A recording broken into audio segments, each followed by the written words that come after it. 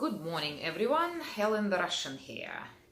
So, interesting news today on Channel 13. They quite like to do various investigative reports. And what do you know? They did kind of undercover sting on Uber and Lyft drivers, and that's regarding the child seats. And apparently what they uncovered is Uber and Lyft drivers as well as taxi drivers are very much exempt from the law that states any child aged under 60 or weighing under 60 pounds must ride in a car seat while in the car. I did not know that. Clearly Channel 13 did not know that until they looked it up. So what do we take from this? Personally, and what they done, let me get back to the segment. It was an interesting segment. They recruited this woman with a little 2-year-old girl, and one of the reporters, Joe Bartels, they posed as a family. So he would request Uber or Lyft and tell straight away, he would initiate the conversation saying, we have a 2-year-old with us, we don't have a car seat, can we ride? And out of 6 cars that arrived, well, the way they put it, none had child seats. Well, of course they won't. Like, I don't have a child seat in my car. I would never get one. I don't need one.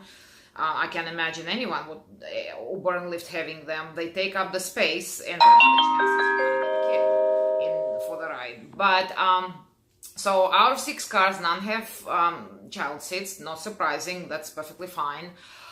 And 5 of the drivers told them it's perfectly okay to ride with the kid. One said, oh, keep her on the lap. Another said, put the middle seat belt on the child. And they accepted the ride.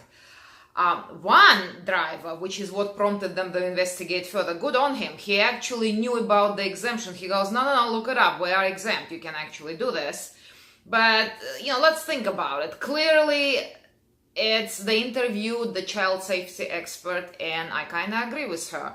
It's a huge liability. Do you really want to go there, so to speak?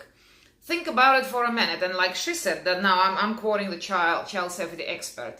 She said the child becomes a projectile during an accident, and that's true. They quite literally, this is what happens. I mean, it's a bit of a graphic image when you think about it. And they showed the dummy test done for the child safety, and it shows exactly what happens. Do you really want to get into it over what is essentially $4 to $6 ride? Because you never know when accident might happen.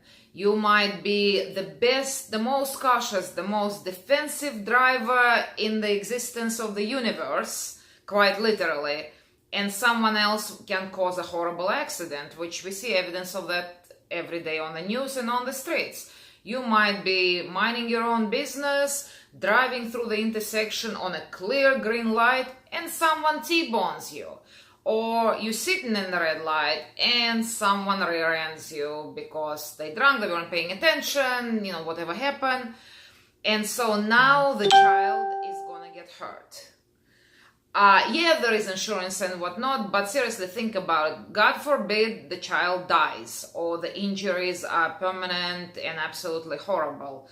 Do you honestly think these parents who were begging you to give them this short ride because they really need to be wherever, do you really think they're not gonna sue you? Personally, never mind the insurance. Yeah, they'll do the insurance. They will go after you. You will never climb from under it. Personally, I don't even want to touch it. I don't, and I made videos about that before. I'm sure now that this has become a subject, they're gonna bring up something and then pass some kind of law.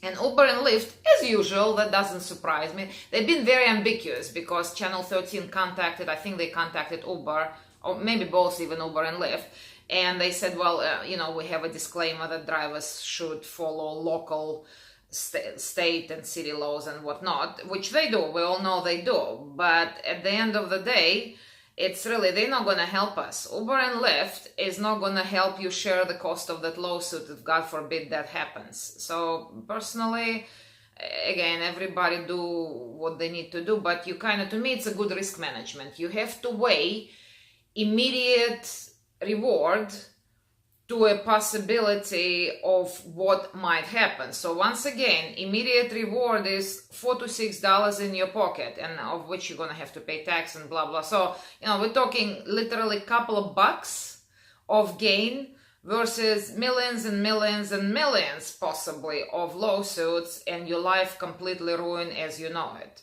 Is it really worth it? In my opinion, it absolutely isn't. And I've noticed lately, though, a lot of parents become aware and they carry their own booster seat. I had a couple of rides when I started. I saw the kid and I started saying, hey, how old the kid? And they held up the seat. So that was all good. In fact, I was quite impressed with this couple, fairly young couple, probably in I'm going to say mid-20s. I picked them up at the... what is it, Silver Sevens, whatever Sevens casino on Flamingo in Paradise. And they were holding the kid that was clearly very young. I knew the kid's under 6. And the minute I started saying, she goes, oh, no, I would never do this. I love my child and I'm pregnant myself again. She says, I have my, and she did. She had her booster seat, everything was proper, and we got in the car and I gave them a ride and everything was fantastic. Those seats are not that heavy, so it honestly is responsibility of the parents to do that. I didn't particularly care how Channel 13, it's all how you present things, like, well, none of the Uber and Lyft cars had child seat. Of course we don't have to, we're not required. That's not our business. But also, on a personal note, I know it's, some people gonna think it's not very nice, but I've been known to avoid the rides with the kid when I can see there is no seat. And I tell you what I mean. Like a couple of times I got a ride request, and sometimes, you know how it is, sometimes the situation is such where you can see your rider before you arrive. Like you're making a turn to get there, and you can tell that person right there is clearly the one that's waiting for the ride. And it happened to me, I think 3 times I've done it, in the year that I've been driving. So not very often, but I saw that both times, no, all 3 times, it was, funny enough, it was a woman standing right next to 7-Eleven, different women obviously, with a young child and, bags or whatever she bought, and no child seat inside. And I just canceled the ride. I just didn't want to get into it. And the reason I did that is because ultimately I would not give them a ride anyways, and I just did not want to get into that argument. I knew it's going to be an argument. I'll pull up and they'll start arguing, it's going to get unpleasant. Ultimately, I still won't make any money because none of them, it happened to me before again, and I talked about it in one of the videos. I pulled up to Walmart and there was the same situation, and the man, he yanked my trunk open before I even got out of the car and started loading, and here is this little kid. I'm trying to discuss the kid, and he got a bit belligerent with me, saying things like, I'm the father and I will decide and whatnot, and I just said no. But again, it was not hugely unpleasant, but it wasn't not a nice conversation. He was irate, like, why do you need that stress, basically? I only do this in my spare time for a little, pocket money, and I'm not willing to put up with that unpleasantness. And once again, he'd say that because he wants to get in the car and get a ride. But God forbid the accident happens, that's going to be the same person suing you for unseen amount of money. So, in my opinion, avoid, don't do. Laws can change really quickly. To me, it's not worth the chance. So, that's that. Now, totally different segment. Again, Uber and Lyft was topic for Channel 13 this morning, apparently. So they also did, but that story had been circulating. That's a national story. So-called vomit scam. Apparently some drivers, and they did say in Florida, so they didn't say in Las Vegas, but apparently some drivers filing for the charges for the cleanup, and the person just claimed they didn't do it. They didn't mess up the car, they didn't throw up. I've heard about it before. Yeah, there is plenty of unscrupulous people, we know that, so I'm gonna say, yeah, maybe some drivers did it.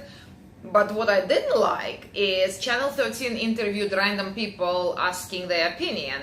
And this one fairly young woman, again, early 20s, with her boyfriend, she was staying, she goes, oh, well, they should have brown bags in the car.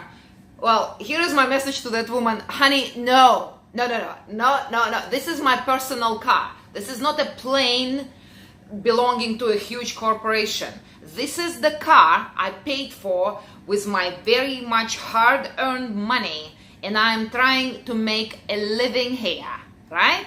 Not providing you with it is your responsibility to not throw up in my car. And if I see that you're about to, I will not put you in my car, because once again, it is my car. I own it. Ultimately, I'm the one making decision. I can decline any ride I want, and you are the guest. Basically, that's Uber and Lyft, right? That's what it is. You are the guest in my car with my consent. I can withdraw that consent anytime I want. I can end the ride in the middle of the ride. As long as it's safe, yes. So I can pull up in a safe area and out of my car you go. No, I'm not giving you a brown bag to throw up in my car. Thank you very much. I like my car. I keep my car nice and clean. I spend a lot of money maintaining it. Yeah, no. Nope, nope, nope, no. Here is the word from the office of Helen the Russian. All right, everybody. It's hot out there, and I'm escaping the heat. I'm going to Newport Beach today, to California, for 5 days to just walk by the ocean and enjoy the nice cool weather. And you guys who staying in here, working hard, here's looking at you, wise guy. Stay safe, stay cool, drink plenty of water, take care of yourselves, okay? Bye.